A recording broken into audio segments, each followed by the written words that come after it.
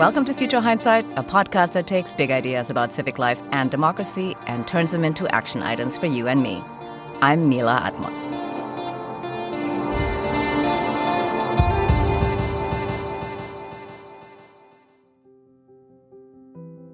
Sometimes, the scale of the challenges we collectively face has me lying in bed, late at night, mind racing. And the following two questions go around in my head over and over. How did we get here? And what are we going to do about it? It feels as though today's guest may have spent some similarly sleepless nights, but then it seems he got out of bed and went in search of some of the answers. Yates Sexton's new book is called The Midnight Kingdom, A History of Power, Paranoia, and the Coming Crisis. Jared is a self-described Hoosier, a political analyst, and host of the Muckrake Podcast. Thank you for joining us. Thank you for having me. I'm actually kind of shocked at how apt of a description that is. Getting up at like 3 and 4 in the morning and doing the work. That's pretty accurate. So I really enjoyed your book, and I thought we would start with neoliberalism. And I'm going to ask you to tell us a story. It's a love story that you mention in your book about Friedrich Hayek and Margaret Thatcher. Yeah, so, neoliberalism is one of the least understood and most consequential ideologies, especially of the modern moment. It sort of has its beginnings in the 1930s, as there are a lot of populist movements that are coming together. We're talking about socialism and communism. We're talking about Nazism, fascism. A group of people got together to discuss possible alternatives. They looked at all these mass movements and they saw dangerous things. They thought that, big groups of people making decisions or being swayed was really going to throw a wrench into the works of larger ideas and plans and global orders, particularly economics. And they looked at it and they said, economics are way too important to be left to voting and to democracies and such. And there needed to be a rebirth of original liberalism, which was the idea that property was the founding principle of the modern world. That's what governments were supposed to do, protect your property and basically nothing else. The idea that governments were going to invest in projects, social safety nets, any of that was absurd. They needed only to take care of law enforcement, the care of property and such, and move forward. This idea began to take hold in the public imagination after World War II and started to butt up against the New Deal idea, which, of course, is Keynesianism, the idea that you're going to invest in these types of things and work programs. And eventually, we looked at a thing called stagflation, which was a very novel economic, political phenomenon. And that old idea of Keynesian politics didn't seem like it was going to work anymore. And neoliberals started to really advocate for their ideology. And what's more, it really found purchase. And Friedrich Hayek, who was one of the main neoliberals and main sort of prophets of neoliberalism, he saw his opportunity in Margaret Thatcher. And he met with Thatcher and he talked to her. He gave her his ideas. He gave her his advice on how she should handle her possible future administration. And by the time that she left, Friedrich Hayek was absolutely head over heels in love with her. The idea that she was going to be the person, the public figure who brought neoliberalism into the popular imagination. And what's more, he was right. Margaret Thatcher as Prime Minister of Great Britain and Ronald Reagan as President of the United States were the two main public champions of neoliberalism and delivered us into a new age that I believe we're living in the final throes of, which leaves us dealing with the consequences of neoliberalism as a world-defining order and also trying to figure out what comes next. Yeah, well put. Thank you. I wanted to just point out to the listeners who really want to dive into that background, they can listen to our episode with Andrew Koppelman on the appeal of libertarianism, which we had late in 2022. So that era of Thatcher and Reagan and Hayek feels like such a historical pivot point. Like you said, we are really living in that era still. And it's a moment where so much changed. But you actually start the book much further back in time. Where do you begin and why? And we're going to skip over a lot here because it's a 300-page book. But I suppose I'm asking for a really brief table set of that historical background. Yeah, so this book is basically a retelling or re-envisioning of the history of quote-unquote Western civilization.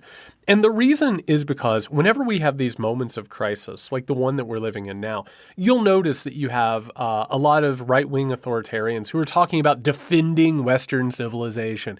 Every time a statue gets pulled down, every time there's a protest, you have to defend Western civilization. So I needed to understand it. And I went back to the so-called beginnings of it, which is the Roman Empire.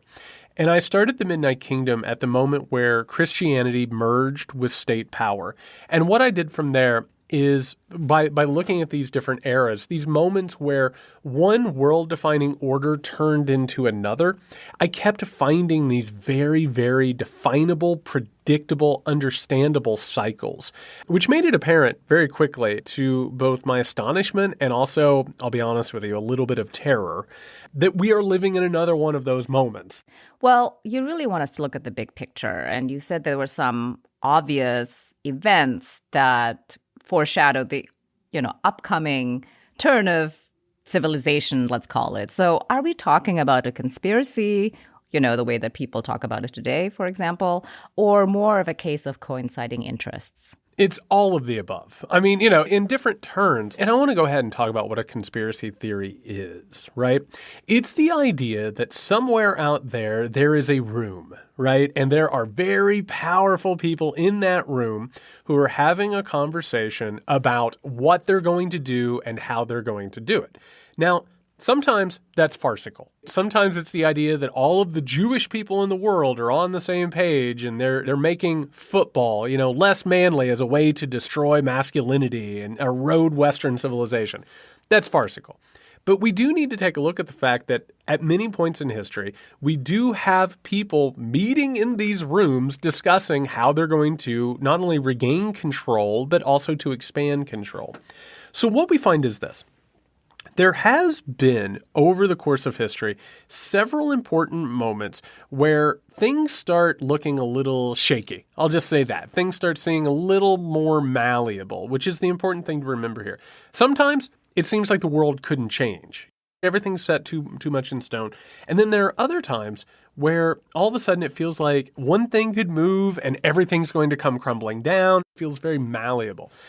And what we find is that there are a lot of people in a lot of rooms who use things like Christianity, like religious mythologies, and or conspiracy theories. It's a very potent weapon to use these very, very specifically tailored and focused stories that more or less say, hey, we're not in a room. We're not talking about things, right? We're not coming up with plans. It's those people.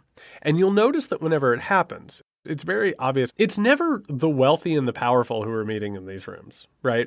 It's always Jewish puppet masters. It's women. It's gay and trans people. It's every vulnerable community that you can imagine on the face of the earth. And what it does is it takes the focus off of the people who are actually talking about what needs to happen and when it needs to happen, and it moves it more or less to their political enemies, which is what we're watching again today, unfortunately, in our current circumstances. Right, right. Well, those malleable moments are really fascinating. And as you point out, they are ripe for manipulation. So let's talk about what's at stake with the entrenched interests. Yeah, so let's go ahead and let's talk for a second. I'll use a recent conspiracy theory, and we can start to drill down a little bit into it. One of the most potent and powerful conspiracy theories over the last few years, some people would call it QAnon, right? This idea that the government has been overtaken by satanic pedophiles, right? They're all over society. And for anybody who isn't keeping track of QAnon, it is just a lightly painted over anti-Semitic, anti-Jewish conspiracy theory. It's the New World Order made new. All of this is the exact same story.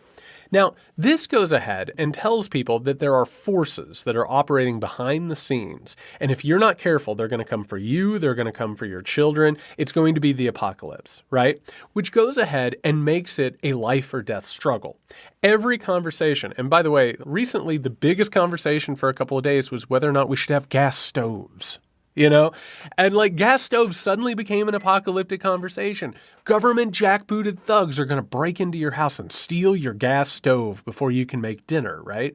We're not talking about, are gas stoves safe? Should we move forward? Should we have electric stoves? Instead, we're talking about the apocalypse. But a better example of this is the recent CRT, critical race theory, and or groomer conspiracy theory, which is the idea that our schools have been overrun by evil liberal teachers and administrators who want to indoctrinate and brainwash your children. And as a result, what has happened?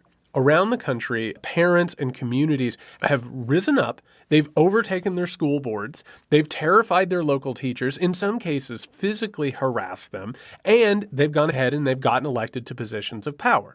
Now, that would be something if that was a grassroots movement. It is not. It has been paid for in millions, if not billions of dollars by people like the Koch brothers, the Bradleys, the DeVosses. This has been an incredible wedge that they have used, and they give all this money to institutes, think tanks, all these groups to carry these operations out. But on the surface, the people think that they are defending their families from an apocalyptic scenario, and it's incredibly powerful. Yeah, totally. I totally see that. I mean, we all see it all around us. QAnon is a very convenient apocalyptic cult that does not advance the daily needs of most of its adherents, right? Like you've just said, we talk about gas stoves as something that's being taken away from us, but we don't actually talk about the safety of them in our own homes. So it's hard to see how it empowers them. Anyway, that's an important thread in your book. It's about how much of our discourse and culture is disempowering us, right? So can you outline some of the ways we're disempowered?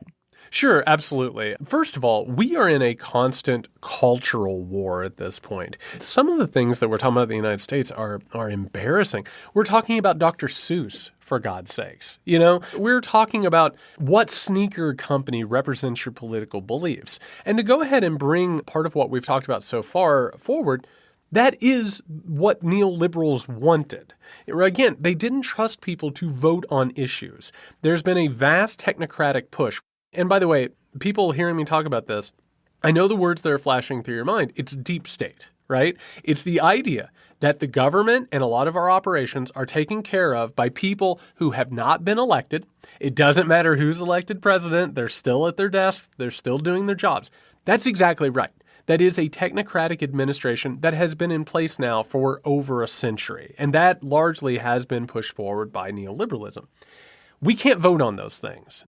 As a result, we're making choices with our money. We're making consumer choices, right? So to go ahead and talk about the sneaker companies, take a look at a company like Nike. Colin Kaepernick was protesting police violence and unequal systems of justice, right? So Nike, which, by the way, has exploited people around the world with sweatshops, has gone around taking up resources, paying people virtually nothing. Nike goes ahead and pays a person like Colin Kaepernick, I think it was $6 to $8 million, right? All of a sudden now, the conversation isn't like, what does Nike do? Nike all of a sudden is a woke corporation, which means that if I am a person who has the ideology that I look at someone like a Colin Kaepernick as a hero, I'll go out and I'll buy Nikes. And what will the people on the other side do? They'll buy New Balances or they'll burn their Nikes. And as a result, what we're actually doing is we're not talking about politics. We're not talking about how to move forward. We're not addressing any of the major conversations because representative government now is not about taking care of those problems. It's about ensuring that the market continues forward. The only time that the government more or less has the power to do anything is when the market's in trouble and there's not enough money circulating in order to keep the machine rolling. Instead, we're having arguments about what gender and race Velma from Scooby-Doo is in the new cartoon. We are literally left talking about consumer preferences as opposed to anything that even approaches like actual real politics. Yeah, well, so glad you brought that up and explained how we have been rebranded from full-fledged citizens with rights and interests in the way that the government works to consumers making consumer choices, you know, what sneakers to buy or what movie to watch or what to think about the movies that we watch. But can you tell us why that's so significant? Yeah, so a lot of what's happening at this point is we've been turned into sort of faux pundits whenever you watch cable news and they're talking about politics, they're actually talking about strategies. And you look at something like the Republican Party here in America, which has just absolutely gotten more and more radicalized and dangerous because its branding is a white supremacist paranoid branding. It's constant New World Order, white replacement theory, deep state, QAnon light, whatever we want to call it. Instead of actually having a discussion about the fact that people are being radicalized, that candidates are going out and shooting up the homes of election officials. There are assassination attempts against the Speaker of the House recently. Instead of having discussions about what all of this is, we're actually having conversations about, that was a pretty good political move, right? It's almost like we're at 30,000 feet looking down on this as if like it's something that we can just opinionate on as opposed to engage in. Because in the past, when democracy was healthy, when democratic movements were on the move, which again is what neoliberalism wants to get rid of, right? That means that we have to be out there fighting the fights instead of watching on television. It's been turned into a sport, something to consume passively. Now, a lot of people, they watch this and it's full of heroes and villains, saviors and devils, right? Like, look at somebody like Donald Trump, obviously the villain of a modern era. We keep hoping that there's like somebody who's going to ride in on a white horse. Robert Mueller's got him dead to rights. James Comey this one's going to get him. Nancy Pelosi has a secret plan to take out Donald Trump. Merrick Garland is going to make it all go away. It's literally a television show that we are consuming passively, which keeps us from engaging in the democratic actions that we need to. It keeps us from being out there, creating coalitions, getting involved in politics ourselves. And as a result, it has basically shut us out completely. We have an absolute lack of politicians who represent our interest. Most of them are millionaires. A few of them are billionaires. They are not particularly interested in betraying their classes and or, representing their constituents. So it has more or less turned our entire political system on its head. Well, you are speaking Future Hindsight's love language. We'll take engaging over opining every single time. I think another thing that your book really brought into focus for me, and you just kind of flicked at, is the way in which this neoliberal frame strips us of our humanity. The sum of the parts of individual consumers being so much less than the possibilities of mutual care and community, which is a lot of words for what about the commons? Yeah. And I got to tell you, the more that I take a look at neoliberalism, and this is, I think, truly why we're in such a bad situation right now, is because it has moved to this point where everything is about increasing profits. And by the way, part of the issue, there's no possibility to always increase your profits. That's absolute madness. You think about something like a McDonald's. The preeminent fast food chain is always trying to top its last quarter. And so what happens when they reach record profits? Well, you're either going to increase your profits again, or you're going to cut the people that you're paying, and you're going to pay them less. You're going to create lessening conditions. So what has happened? It has turned people into cogs in a machine. It has basically said, we're not worried about how people feel. We're not worried about what happens on the ground.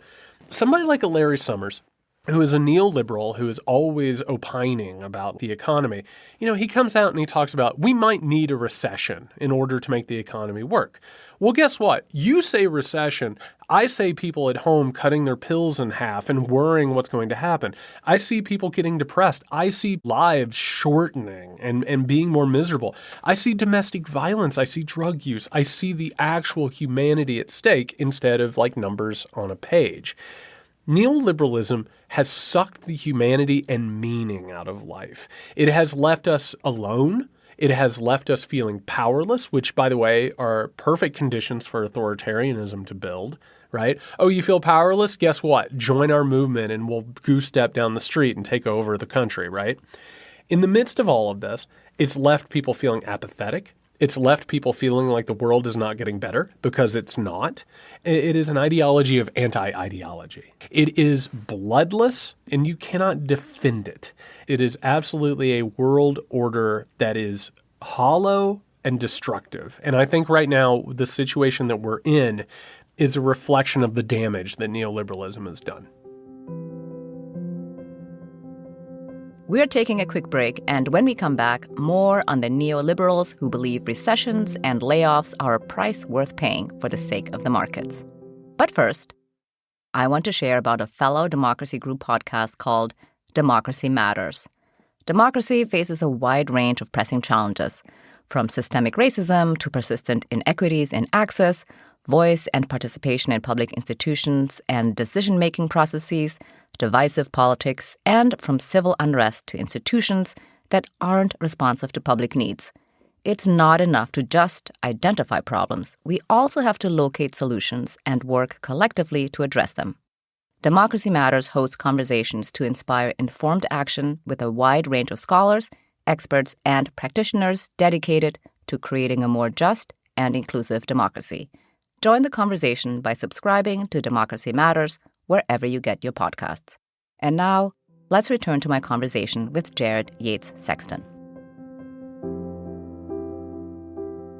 You know, it's interesting you mentioned Larry Summers saying that maybe we need a recession. I was recently talking to a friend of mine. I used to work on Wall Street on a trading desk, and we were talking about the economy, and she said, well, maybe we need a recession, and you know that everyday people have to pay for it. And I said for the first time, I said, but why? Why do everyday people have to pay for it? That literally makes no sense. You know, CEOs are making record income, and the pandemic has seen so much hardship already. Why do everyday people have to suffer for the failings of the market? You know, one of the things you also mentioned in the book is about Greenspan saying that maybe we need boom and bust cycles. But why? We don't need boom and bust cycles. You know, that's not a requirement. And, you know, when you actually take a look at the economy, whether it's the stock market or otherwise, it shows us that it has never been stable. It's the most amazing thing. You know, somebody like a Larry Summers or a Greenspan will say, oh, this is a beautiful system. It's the best made system ever. But don't spook it. Don't scare it. It'll fall apart tomorrow, you know, and it'll melt down in like this cataclysm. The truth is that we saw, and this was part, of course, of the New Deal era, we saw it needs regulated. You cannot trust these people to regulate themselves. The government has to play a role in that. We have the tools to make this work. The problem is that all of these mythologies have ruined our ability to think that. I mean, one of the most dangerous things that Reagan and Thatcher did on behalf of neoliberalism was convince people that government can't do anything. The only thing it can do is get out of the way. And it ruined our confidence in the ability of the government to regulate the markets. And then on top of it, it created a religion of wealth, which is the idea, and this is consistent with capitalism since the beginning, that if you are wealthy, God has rewarded you. You are the most competent, capable person, and that's what that wealth represents. Well, I have to say, Donald Trump, Elon Musk, Mark Zuckerberg, these whole groups of people are doing us an invaluable service, which shows us you can be successful and not altogether competent, and that wealth only denotes that you're good at having wealth or you come from wealth. And this idea of the meritocracy, it's been a lie from the very beginning, and it's a weaponized lie that has been repeated over and over. And if we're going to move forward, and if we're going to make this thing better, we have to disabuse ourselves of those lies. Well, you just mentioned how neoliberalism has really rendered the state almost impotent. Corporations are eating away at the authority of the state, and it seems inescapable. So what makes it so hard to escape the system of neoliberalism that we live in today? When I was researching for the Midnight Kingdom, I found the first era of corporations. And if you go back to the first era of corporations, they were created to carry out colonialism and the slave trade. That's what they were there for. And so it was an extension of state power. The state would birth the corporation, and the corporation would go out and do the work of the state. Well, inevitably, what always happened, whether it was like the Dutch East India Company or whatever, any of these groups, they would go out, they would make an incredible amount of money and wealth carrying out these operations. They would come back to their parent country, and they would buy off the government. They had so much wealth that then they just bought off the government, and then they controlled the government. And what ended up happening every time was that the corporation soon became more powerful than the nation that birthed it in the first place. Now, you and I are having a conversation. I have to assume we both still believe in nations. We still believe in the possibility of elections doing things. I have to tell you, the powerful people in the world right now do not see it that way. They do not think that like the central idea of the world is our nations. Global capitalism got rid of that idea. It opened up the borders. It made it, of course, where corporations could go produce things over in this country, pay people for nothing after paying nothing for the resources of another country, and then bring it back here. The corporation has outgrown the nation state. And if you take a look at any of these meetings, like the G7 conference, basically it's world leaders talking amongst each other and saying, what are we doing? These people, we can't even tax them anymore. We can't even fill our coffers. We've been reduced to PR fronts for corporations. And meanwhile, they have eaten away at every part of representative government. Federal governments have more or less been rendered obsolete. In America, we have state governments. That's the only place where actual power basically resides anymore, where governors like Ron DeSantis basically rules over the state of Florida like a warlord. And meanwhile, you have a president that goes out and says, oh, really sorry about that latest shooting. I wish I could do something about it, right? They have so co-opted the systems, and it's predictable every time that this happens. But I will say, history also shows us that every time this happens, and it has happened multiple times, that eventually the people push back. They get tired of it. Humanity does not care for this state of living, and eventually they push back. They absolutely demand better lives, and eventually the government brings these people under control. Unfortunately, it sometimes happens after the stock market completely collapses and you have to go through a recession or a depression. But I do remain hopeful. I think we actually can change this thing. Yeah, well, I think you make it sound in the book that the trajectory of neoliberalism is such that we are nearing the end. Is that inevitable, that we are closing in here towards the end days? History is littered with what I call end of history moments. This is a very famous saying that Francis Fukuyama came about, as the Soviet Union was starting to fall apart. The idea is always we have reached the final moment of human perfection of government and systems of order.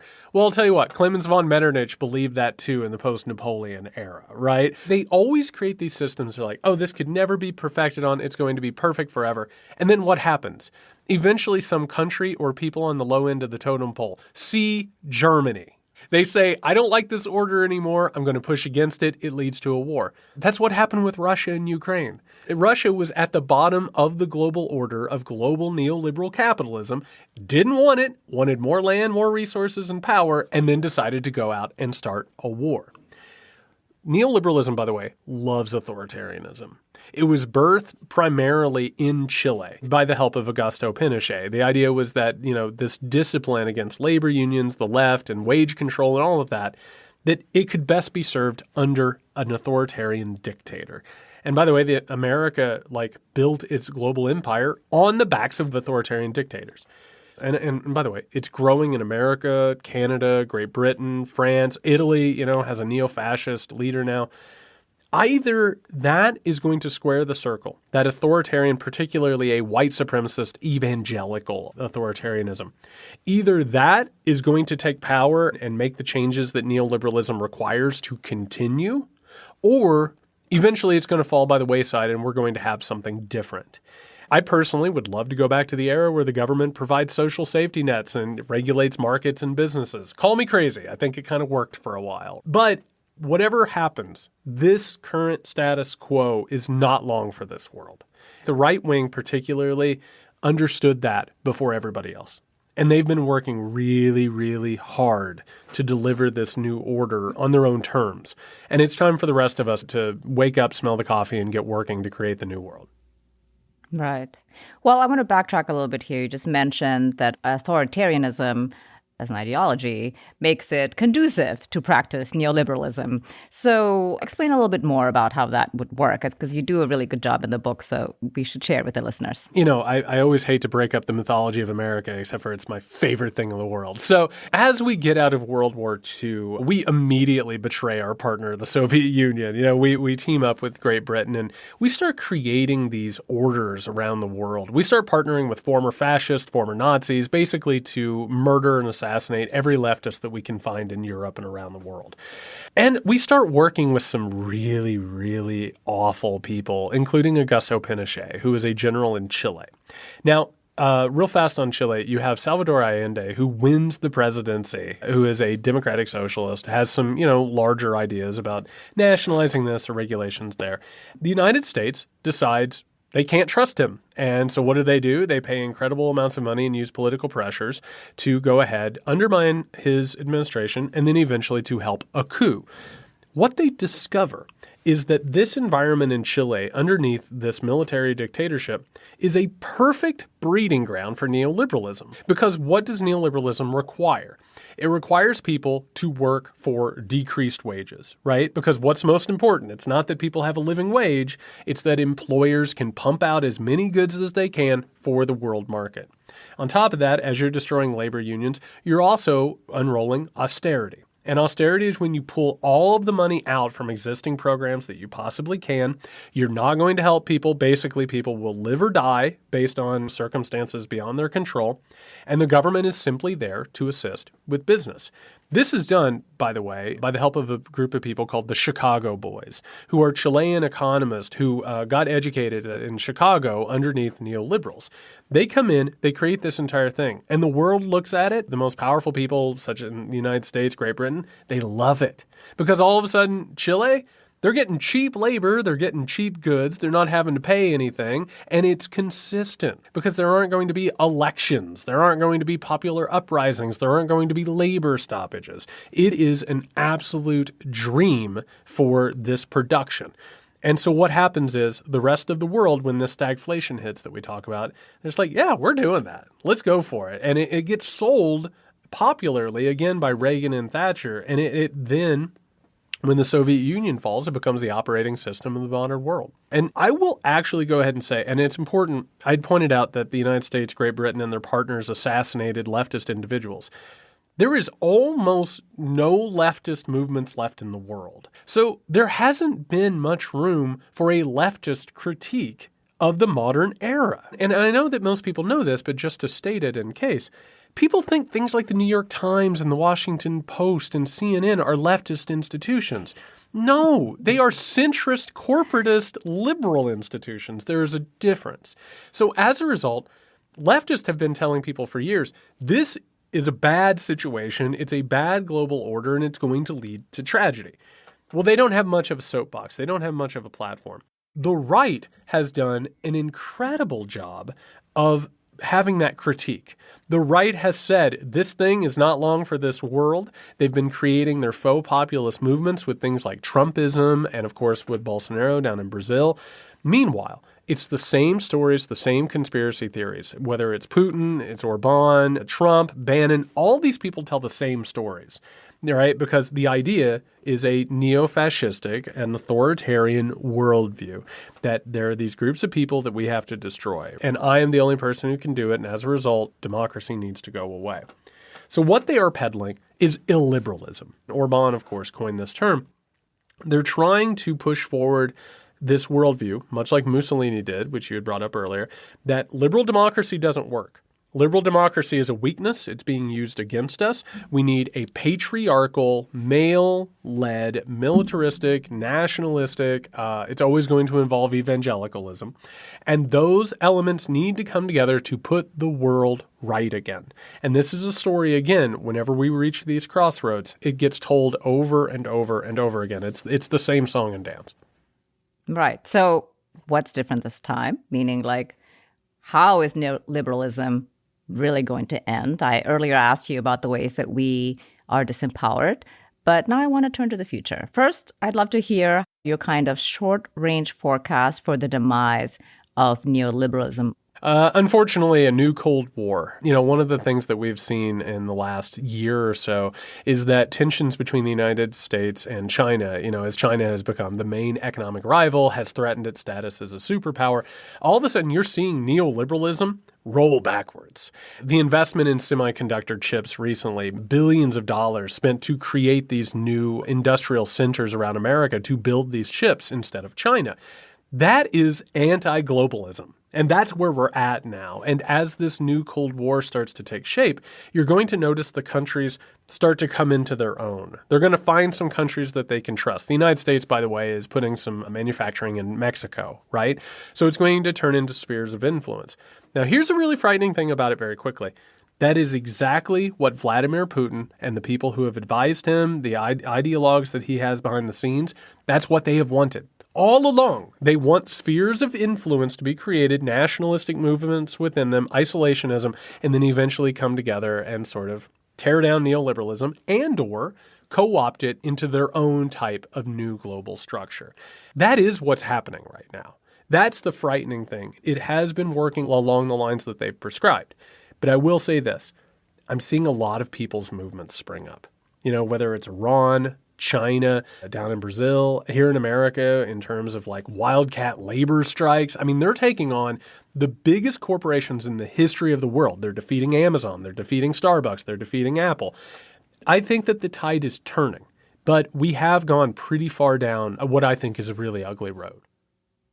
Yeah. Well, you argue that there's a lot of room for democratic participation, especially in this country, right? So how can we rebuild power? Aside from the labor movement, the burgeoning labor movement that we're seeing now, what else do you see happening that could guide us looking into the future? I think it's twofold. I think it's both personal, but it's also communal. One of the problems of neoliberalism is it has changed us.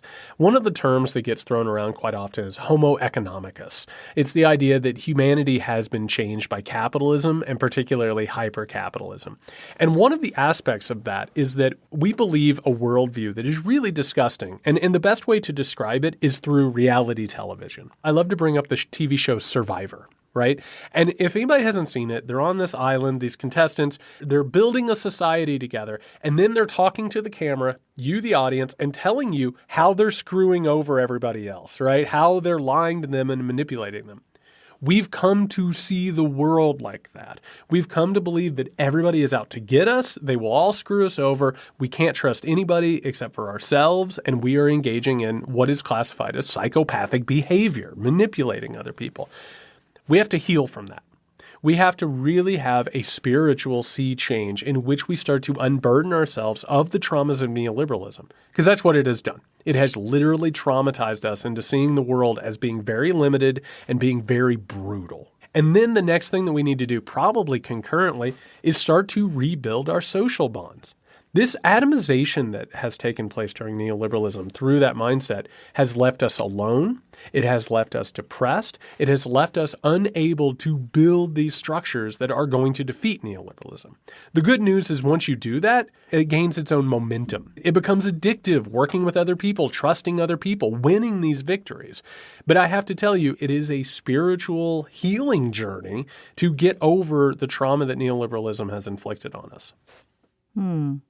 Well, so here at Future Hindsight, we love to talk about how we build our civic action toolkit. So what are two things an everyday person can do towards that healing and towards building community and rebuilding power? Well, I think one thing that we need to do is we need to start talking about politics without talking about politics.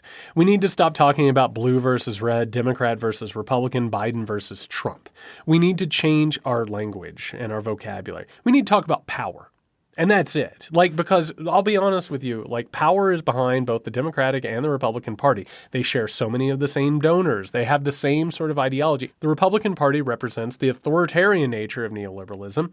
And the Democratic Party, they portray the smiling, happy face of authoritarianism. They say the right things. They don't engage in homophobia or misogyny. They're the happy, human resource person.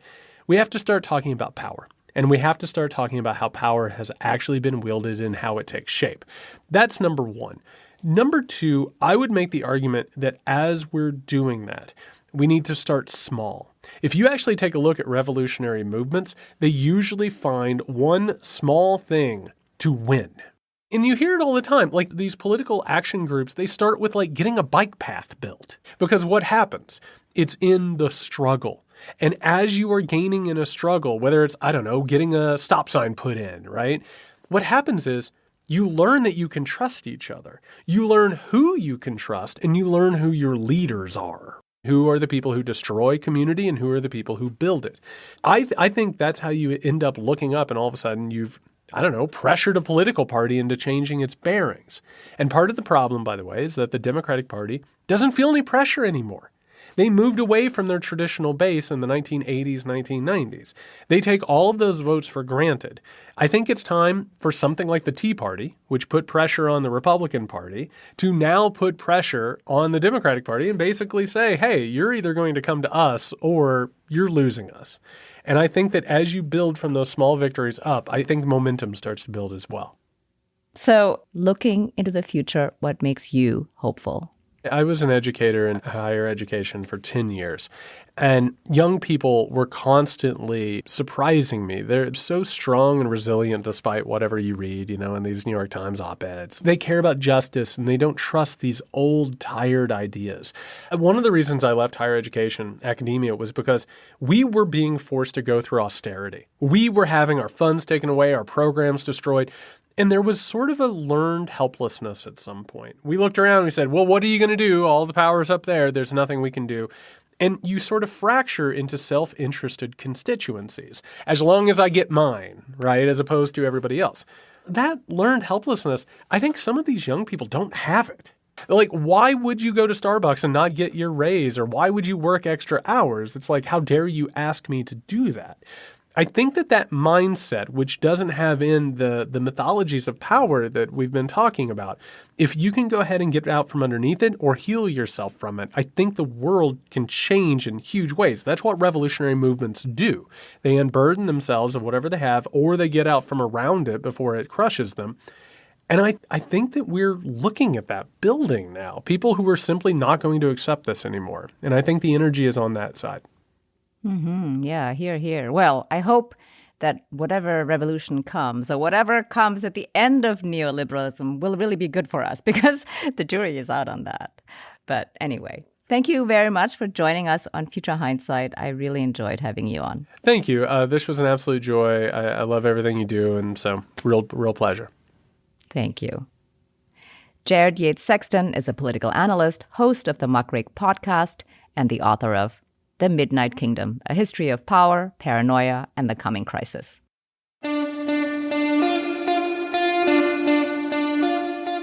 Next week on Future Hindsight, we're joined by Ruth Milkman.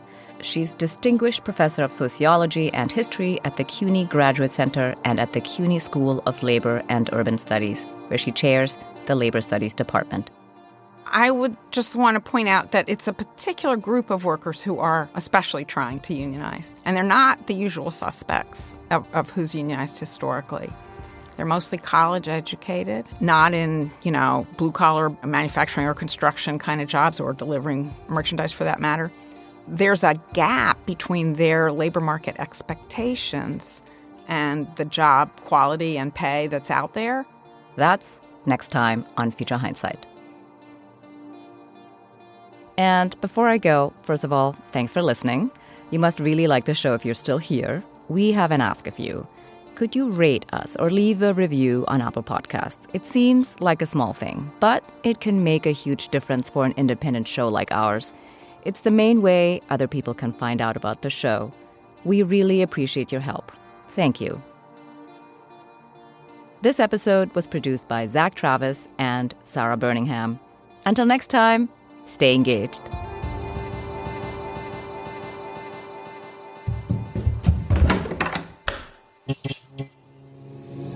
This podcast is part of the Democracy Group.